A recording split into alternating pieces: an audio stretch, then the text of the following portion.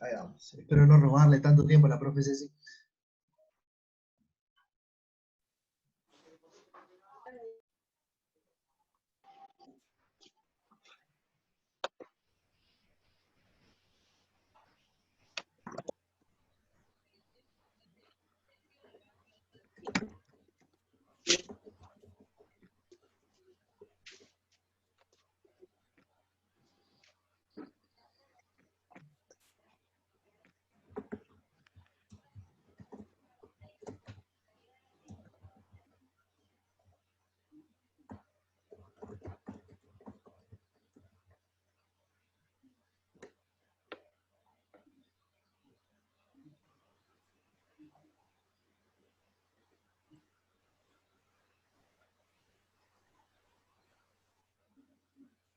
Bueno, ahí vamos. Ahí está.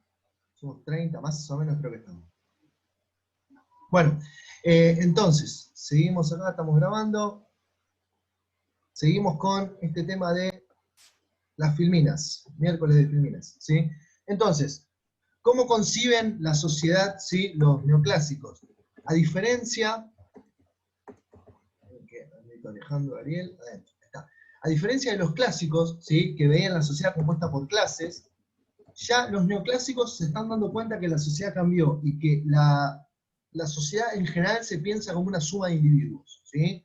Y así lo piensan ellos, porque es una forma de pensar también cómo maximizar el beneficio. Entonces, ¿cómo piensan la sociedad? Los neoclásicos van a pensar que todo lo que nosotros llamamos sociedad es un conjunto, una unión de individuos que somos egoístas y que lo que hacemos es racionalmente buscar el mayor beneficio posible en cada decisión que hacemos, ¿sí? Una decisión, si se quiere, amorosa, una decisión de cómo elegir un departamento, una decisión de qué lavandina comprar, o lo que sea, ¿sí? O dónde sentarme en el tren. Lo que hacemos es decidir maximizando lo que nosotros creemos que es el mayor beneficio en ese momento, ¿sí? Entonces, lo que están dándole, a lo que le prestan mayor atención es a la instancia del intercambio, ¿sí? Los clásicos, como dijimos al principio de la clase, le daban mucha bola al tema de sostener y potenciar el rol del capitalista, del oferente dentro del mercado. Acá, como ya tenemos una vida que es totalmente capitalista, para el mediados del siglo XX, y todo el mundo es capitalista, ¿sí? Lo que tenemos acá es que lo que se van a fijar ellos es la instancia directamente del intercambio. Ya no se preocupan porque haya oferentes suficientes, ya los hay. El tema es cómo el que demanda maximiza su beneficio, ¿sí? Y eso dispara, si se quiere, un poco más el tema de los cambios en la oferta y en la producción. ¿Cómo se traduce esto? ¿Sí? Básicamente, esto se traduce en pensar, y esto lo vamos a ver en cualquier, si se quiere, cualquier nota de economía o cualquier diario que tenga una bajada de línea más bien liberal o neoclásica, lo que vamos a encontrar es que nos están diciendo a nosotros que no tenemos la suficiente cantidad de opciones para elegir, ¿sí? Que si el Estado interviene demasiado, no tenemos la suficiente cantidad de opciones para elegir cuál es nuestro máximo beneficio, ¿sí? Lo vamos a ver ahora con el ejemplo del dólar que pasó estos días, ¿sí? Claramente. Nosotros, ¿sí? Es el canto de sirena a los demandantes, ¿sí? No importa que nosotros no podamos comprar dólares, el problema económico de esta semana va a ser, ¿sí? Que no podamos comprar dólares, ¿sí? Como en su momento fue que no hubiera repuestos de iPhone, o como en su momento fue que no hubiera vasitos de Starbucks, ¿sí? O que Globo deje de operar en la Argentina. Nos están hablando no en tanto un sistema económico, sino nosotros, como demandantes de servicios y bienes, qué podemos demandar o no. No se preocupa la teoría por si llegamos a fin de mes, ¿sí? O por si todo nuestro ingreso lo vamos a dedicar a comprar alimento para gato, ¿sí? Se preocupa de ver al momento que demandamos, ¿no? O sea, los neoclásicos no se preocupan por ver cómo la gente hace plata y logra llegar a fin de mes, sino cómo se van a comportar a la hora de intercambiar o no. Cuán racional van a ser y qué determina que demande un elemento, ¿sí? Entonces, lo que se va a preocupar no es, ¿sí? Que haya una marca de lavandina muy barata, sino que haya una oferta de 15 marcas distintas de lavandina. Y de ahí nosotros elegiremos según el criterio que sea. Los neoclásicos dicen que es por racionalidad y porque buscamos maximizar el beneficio. Bueno, Nosotros elegiremos desde una amplia Sería una, oferta de elementos. Sí, ¿quién sería estaba? una competencia perfecta. Lauta. Sería una competencia perfecta. Sí, a ver, ellos lo. Sí, la idea de competencia perfecta está más del lado de los clásicos. Ellos toman también esta idea. El tema es que eh, para el mundo en el que están hablando, ¿sí? Yo no puedo elegir. Si yo quiero tener, por ejemplo, una consola, vamos al ejemplo de las consolas. Si quiero tener el rendimiento de una consola PlayStation 5, ponele que salga ayer, no tengo 25 empresas para elegir y que pelee el precio. Empresa tecnológica de punta, hay una. Es Sony. Y hace la PlayStation 5. Y yo compro el precio que me dice Sony. Ya está. Entonces, esa competencia perfecta en ese mercado, medio como que se cae un poquito. ¿Sí? Ahora decís, bueno, no, pará, está bien. No nos pongamos en el mercado tecnológico, porque es muy particular. Vamos al mercado de alimentos, ¿no? Que es algo que nosotros conocemos. ¿Sí? Entonces voy y trato de comprar lácteos. ¿Sí? Yogur, como estaba comiendo el compañero Gonza. ¿Sí? Eh, ¿Cuánta oferta real, digamos, de yogures hay? Decís, no, bueno, la verdad es que hay un montón de variedades, pero después si rascás te das cuenta que el oferente real de eso en general son una o dos empresas. Entonces, la competencia perfecta, que yo cuando voy a la góndola, ¿sí? Como demandante, me encuentro con 30 tipos distintos de yogures, el productor real de eso es una o dos empresas. Es decir, o tengo monopolio o tengo oligopolio, que ya lo vimos en el primer TP que no genera el mejor precio posible para mí. Pero los neoclásicos de lo que se van a preocupar es de la foto.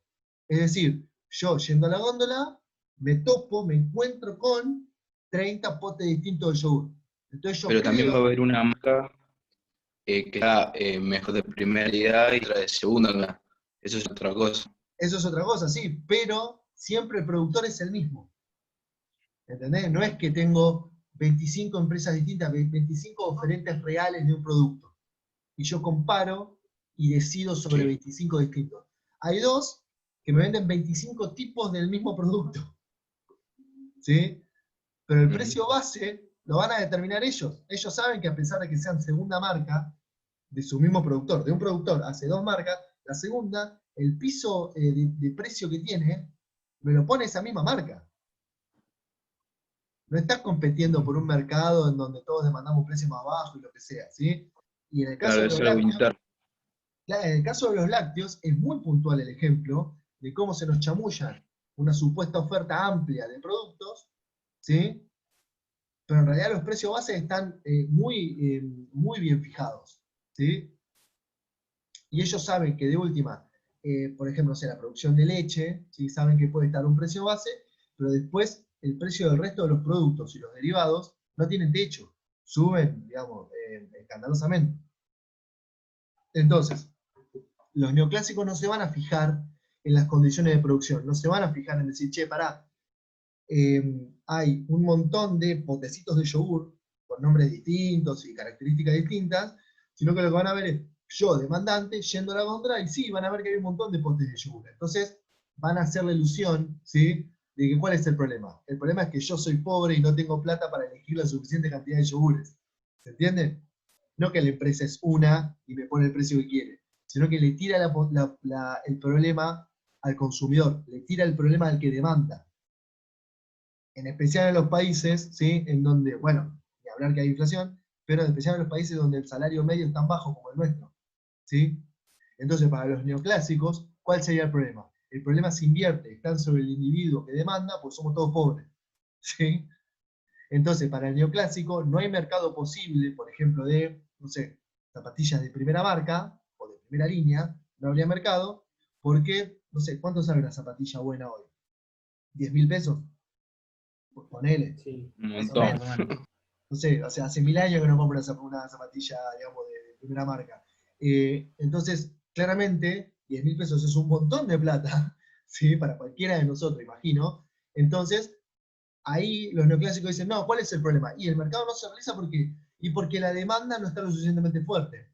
¿Qué significa eso en castellano, liso y claro? Y que somos todos pobres, muchachos. Que los demandantes sí somos altos pobres. Entonces, ¿qué nos queda? Y nos queda ir a pelear a ferias, muchachos. O marketplace de Facebook. Es así. ¿Sí? Entonces, lo que nos va a recomendar, ¿sí?, los neoclásicos es, ¿sí?, que vayamos a demandar a donde nos da el salario, a donde nos da el precio. ¿Sí? Y nos da hasta ahí, si es el lamento, ¿sí?, no, estamos ahí, ¿sí?, viviendo de oferta. Entonces, lo que se encarga de hacer, ¿sí?, el pensamiento neoclásico es, si se quiere, tirarnos, ¿sí?, la culpa de todo, de cómo decidimos y de cómo no decidimos también. No se preocupa por las razones de, si se quiere, la inequidad socioeconómica. No va a solucionar de que nosotros tengamos más o menos plata. No va a decir, vos a la hora de comprar, te da el sueldo para comprar tal yogur o tal zapatilla. ¿Se entiende? Entonces lo único que hace el neoclásico es consagrar, si se quiere, como que cristaliza y saluda las desigualdades que ya existen. ¿Sí? Esa es la principal crítica a los neoclásicos. No cambia nada, no mejora nada la vida de la gente. Simplemente te dice, si tenés plata, genial, tenés un montón de opciones. Si no tenés plata, lo lamento, sos pobre. ¿Sí? Y hay mucho de ese discurso dando vuelta en los medios. ¿Sí? Hay mucho de eso. Ni hablar cuando sale una noticia de, bueno, va a salir el iPhone 14. Ah, buenísimo. ¿Y a nosotros qué? O sea, nosotros no vamos a poder demandar ese bien. ¿Sí? Entonces, ese es un elemento fundamental, ¿sí?, sobre todo para pensar la crítica. Otro elemento, ¿sí?, que se ve acá es, claramente, igual que los clásicos, bueno, dicen que el Estado no tiene que intervenir en la economía. ¿Sí? Acá en el texto ustedes van a encontrar algo que se llama teoría de eficiencia de Pareto. ¿Qué significa esto? Que un cambio, según esta teoría, un cambio social tiene que ser bueno solo si no genera ningún perjuicio para ninguno de sus miembros. ¿Sí? ¿Qué significa esta teoría? Sí, es un teorema de que dice, para que todos nosotros, ¿sí?, tengamos una mejora social real, ninguno de nosotros tiene que perder. Eso es una ilusión, claramente, porque en un mundo, ¿sí?, donde los recursos, como vimos en la definición de economía, ¿sí?, los medios y recursos son finitos y se terminan, ¿sí?, y yo no produzco dólares acá en el microondas, ¿sí?, yo no puedo tener todo lo que quiero. Entonces, para yo tener más cosas de las que quiero, de algún lado tiene que salir. ¿Sí? Entonces, con ese dicho de la chancha a los 20, la máquina de hacer chorizo, ¿qué significa? Que los recursos son escasos y que las necesidades, ¿sí?, son infinitas. Si todos tenemos un montón de necesidades y los recursos son escasos y los recursos están concentrados en pocas manos, en algún momento políticamente hay que tomar decisiones para redistribuir los ingresos. ¿Sí? La historia del siglo XX en general ha sido eso. Ya lo veremos cuando veamos historia económica argentina. Entonces, esa teoría es muy neoclásica. Significa, ningún cambio social va a ser bueno salvo que no le toque el bolsillo a nadie de los que tienen un montón de millones de dólares. ¿Sí? Entonces se vuelve muy complicado, porque esos que tienen un montón de recursos, en general, concentran cada vez más y tienen más poder sobre el resto de la población. Es muy difícil entonces, según el esquema neoclásico, que haya una mejora social. No la va a haber. ¿Cómo se llama el teorema? ¿Perdón, Lauta? ¿Cómo se llamaba el teorema? Teoría de ahí te la escribo en el chat, teoría de eficiencia de Pareto. Lo van a encontrar en el texto que yo les pasé. Gracias. Wilfredo Pareto es un sociólogo, ¿sí?, de primera hora, hace como 100 años atrás, ¿sí?, que él pensaba la sociedad en tanto masa y élite, ¿sí? Eficiencia de Pareto. Creo que es con 2T el apellido, bueno, no me acuerdo, pero bueno, esa es sí como la teoría básica. Lo que está diciendo básicamente el pensamiento neoclásico es, muchachos, al que tiene plata, no le toquemos el bolsillo. ¿Sí? No nos preguntamos cómo llegó a ser millonario, saludamos que sea millonario, ¿sí?, porque le va bien y el éxito se mide en éxito económico. ¿Sí? Lo que nos tenemos que preocupar es cómo demanda el que demanda, ¿sí?, y aquel que ofrece y se hace rico, sin importar, digamos, qué consecuencia logra o qué consecuencia negativa pueda tener, no importa, ahí está bien. ¿Sí? Sí, a ver, pensémoslo en términos de la demanda de heladeras. ¿Sí? Si las heladeras, ¿sí?, son muy baratas, pero contaminan, ¿sí?, bueno, la gente decidirá qué es lo que prefiere. ¿Sí? Y seguramente pensará para nosotros que sean baratas, no que contaminen. Ahora, dentro de 5 años, cuando tengamos millones de toneladas de residuos de heladeras contamina, y la tenemos toda tirada en un relleno sanitario, ese problema es todo nuestro. ¿Sí? No lo Eso pensamos. sería la cuestión de la externalidad.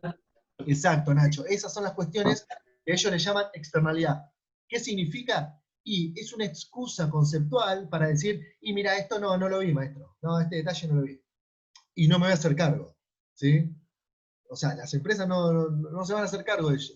Nosotros como demandantes demandamos un bien, y ahí nosotros, la teoría, de nuevo, neoclásica, nos tira toda la responsabilidad a nosotros. Nosotros sabemos todo. Nosotros sabemos que el aire acondicionado después contamina, que revienta el sistema eléctrico, que le mojo que rompo la medianera con el vecino porque le cae humedad. Yo voy a saber todo lo que pasa con un producto que yo consumo, porque yo soy un individuo racional que maximizo el beneficio. O sea, te tira toda la responsabilidad del sistema económico y de la desigualdad social al que demanda. Y por ahí yo, cuando voy a la góndola a comprarme una lavandina, no sé si estoy analizando tanta información. Miro precio y ya está, listo. ¿Se entiende? Entonces, esta teoría de eficiencia de Pareto, de nuevo, lo que hace siempre, y me quiero concentrar en esto, tienen que comparto la pantalla de nuevo. ¿Sí?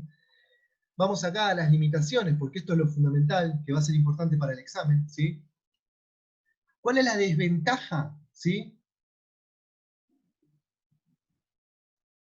Estas teorías, ¿sí? La clásica y la neoclásica, lo que hacen sobre todo es creer que somos totalmente racionales cuando decidimos, ¿sí? Y ahora, si pensamos en el ejemplo de estar mirando una oferta de cuchillos a las 2 de la mañana por Instagram, claramente no hay mucho de racional en eso. Entonces cree que nosotros decidimos todo desde el punto de vista racional y que sabemos las consecuencias de todo, cuando eso no es así. Y el gran problema que tiene la escuela clásica y la neoclásica es que mantienen el status quo, mantienen el orden social que tenemos al día de hoy, que es claramente desigual, no hay que ser un gran teórico para verlo. Pero entonces, lo que dice es, no hay cambios radicales, ¿sí? Y se sostienen las elecciones económicas que cristalizan el estado de desigualdad. ¿Sí? Ese es el elemento fundamental. Lo que en general vos vas a encontrar cuando habla un liberal, cuando habla un clásico o un neoclásico, es que al que le fue bien, bienvenido sea, por las razones que sea, el Estado no se tiene que meter con su rendimiento económico, porque de alguna manera algo hizo que le fuera bien, no importa si heredó una fortuna, 5 fábricas o una fábrica de chocolates, ¿sí? Como el comandante Ricardo Ford. Entonces, no importa eso de dónde sale, a él le fue bien, no hay que meterse con eso. ¿Sí? Lo que todos tenemos que hacer es, si se quiere, maximizar las ganancias, como hizo esa persona teóricamente exitosa, ¿sí? Y no redistribuir, ¿sí? Ese exceso de ganancia que este tipo tenga. Todo según esta teoría de eficiencia de Pareto.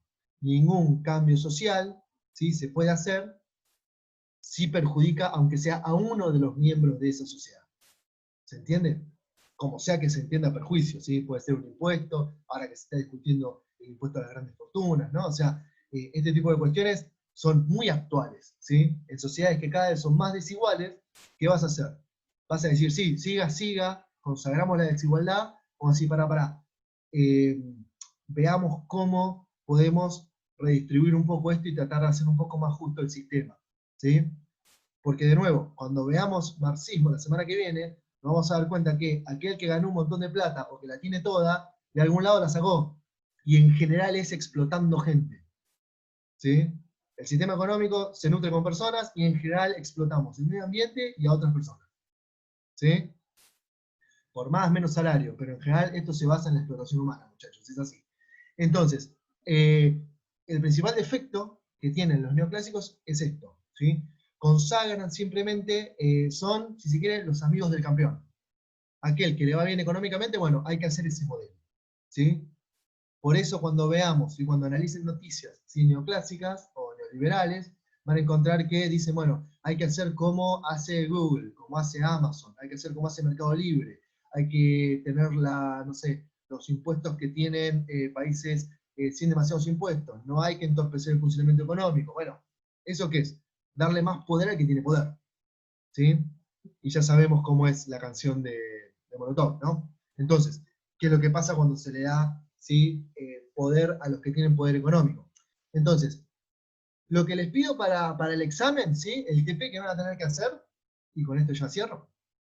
El TP lo que les pido es, van a tener que elegir algunos de los temas económicos que vimos, ¿sí? Nosotros vimos, ¿sí? Oferta, demanda, precio de equilibrio, escasez, excedente económico, ¿sí? Elasticidad. Bueno, eso es el precio de equilibrio. Bueno, esos temas microeconómicos que vimos, ¿sí? Si quieren puede ver algún otro tema tipo Producto Bruto Interno, Producto Bruto Nacional, pero más me interesa lo microeconómico. Que busquen una noticia, ¿sí? En algún diario. Yo acá les pongo, ¿sí? Los diarios en donde van a encontrar pensamiento liberal o neoliberal, ¿sí?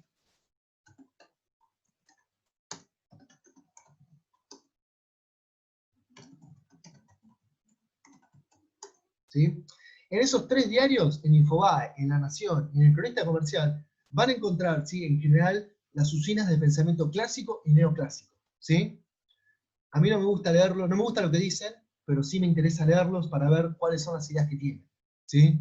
O sea, yo puedo no estar de acuerdo con algo, pero tengo que informarme. Ese es un concepto básico de cualquier cosa. Entonces, en las columnas de opinión económica que van a encontrar acá, la sección económica de Infobae de La Nación, claramente dicen esto, y el Cronista Comercial es un diario económico, ¿sí? Entonces, va por este lado. Las informaciones económicas que encuentren acá, las notas económicas que encuentren acá, se van a pronunciar sobre algún elemento. Bueno, traten de buscar qué elementos, qué notas de esto, ¿sí? Hablan de oferta, demanda, puede ser de cualquier bien, ¿sí? Puede ser el lanzamiento de la Play 5, o puede ser, no sé, faltante de, no sé, el faltante de algún elemento, ¿sí? La oferta o la demanda de un bien, el precio de equilibrio, la elasticidad, ¿sí? Lo que tienen que detectar, ¿sí? Es de construir la noticia. Tienen que agarrar la noticia, decirme, ¿sí? Analizar de qué está hablando, de qué concepto está hablando, si está hablando de oferta, de demanda, de lo que sea, cómo se pronuncia, qué elementos teóricos hay atrás, ¿sí? Me está hablando de la necesidad de un libre mercado, me está hablando de la libre competencia, me está hablando de la falta de libre competencia, está hablando bien o mal de intervenciones estatales, ¿sí? O sea, usted tiene que saber cómo de construir esa noticia, ¿sí? En general son bastante transparentes, o sea, claramente se van a dar cuenta que es bastante obvio todo, y después tienen que hacerle una crítica, es decir, ustedes tienen que darse cuenta de qué potencialidad tiene la noticia, cómo la construye y qué intenta demostrar.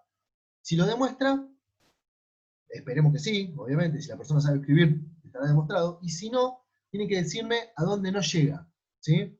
Así como vimos en el texto de Chang, cuando habla de escuela clásica y neoclásica, les dice qué limitaciones tiene esa teoría. Bueno, lean esas limitaciones en Chang y díganme si esas limitaciones aparecen en la noticia que eligieron. Tiene que estar.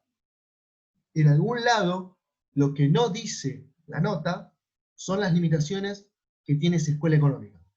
¿Se entiende? ¿Sí? Esto es como cualquier esquema de pensamiento. Es muy bueno para analizar algo, pero ningún esquema de pensamiento, ninguna escuela económica me explica toda la verdad de la milanesa. ¿Sí? Ahora dije milanesa, me dio ganas con milanesa, pero bueno, son las 10 de la mañana. Entonces, ninguna escuela económica me explica absolutamente todo. Entonces, cuando una nota periodística hace mucho énfasis en algo, es porque es como el tero, me está cacareando en un lugar en donde no está el problema. El problema va a estar seguramente en lo que no me menciona. Bueno, ustedes lean el capítulo 4 de Chang, ¿sí? Revisen la clase de la semana pasada y esta clase, y van a ver las limitaciones fundamentales que tienen estos esquemas de pensamiento. Yo acá les pasé los 3 diarios en donde más van a encontrar estas noticias. Si ustedes encuentran una noticia que... ¿Para cuándo es, profe? ¿Cómo? ¿Para cuándo es? Yo ahí les paso el Word con las consignas. Tienen más de una semana, hoy es 17, creo que para el sábado 26 va a ser. No me acuerdo la fecha, creo que es 25 o 26 de septiembre, ¿sí? Así que tienen unos cuantos días para hacerlo. Es un trabajo relativamente fácil. Si tienen dudas respecto a la noticia que eligieron, me escriben y me dicen, che, profe, encontré esta noticia, está bien, está mal, me interesa este tema, ¿sí? Utilicen los canales de comunicación, ¿sí? Yo tengo el WhatsApp, digamos, todo el día, el mail lo tengo abierto todo el día, así que aprovechen eso, ¿sí? No es que nos vemos una vez por semana y después nos vimos, ¿sí? Aprovechen esta instancia, ¿sí? Que sea lo más dialogado posible. Cuanto más dialogan, menos burrada ponen, ¿sí? Y recuerden al principio si van a poner una burrada, si sienten eso, en el fondo de su corazón, pero por favor consúlteme antes, ¿sí? No le quiero poner en mayúscula, pusiste una burrada, ¿sí? Esa no es mi idea de corrección. Yo no disfruto rebajándolos a ustedes, así no es dar clase eso, ¿sí? Pero dialoguen, por favor, o sea, consulten todo lo que no entiendan, ¿sí? Bueno, ahí después les paso un mail, ¿sí? Con las consignas, con lo formal, cómo tiene que estar escrito, el límite máximo, ¿sí? No es un trabajo difícil, pero es un lindo laburo para que ustedes busquen y puedan deconstruir una noticia, ¿sí? Esto es importante para que lean la realidad, ¿sí? Bueno, cualquier consulta, estoy atento, ¿sí? a los canales de comunicación que tenemos, y nos vemos la semana que viene, ¿sí? Dale, profe, nos vemos. Gracias, abrazo grande. Entonces,